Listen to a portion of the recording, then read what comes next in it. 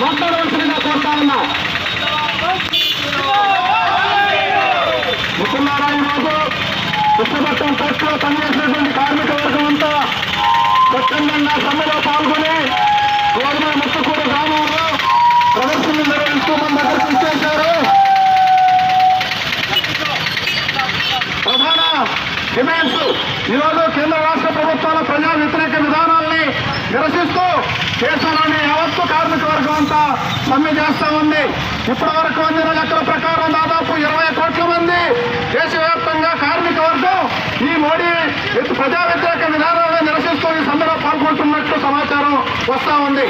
ఇక్కడ మన కృష్ణపట్నం పోర్టులో మొట్టమొదటిసారిగా అఖిల భారత సమ్మెలో కార్మిక వర్గం అంతా యావత్తు కార్మిక వర్గం ఈ రోజు విధులన్నింటినీ బహిష్కరించి సమ్మెలో భాగస్వామి అయ్యారు.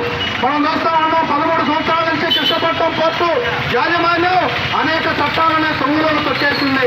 రావాల్సినటువంటి కార్మికులు ఈ ప్రాంతంలో పనిచేసేటువంటి కార్మికులకి ఏ ఒక్క కార్మిక చట్టం కూడా అమలు చేయకుండా బోనస్ యాక్ట్ అంటే ఏందో కృష్ణపట్నం పోర్టు కార్మికులకు తెలియదు. గ్రాట్యుటీ అంటే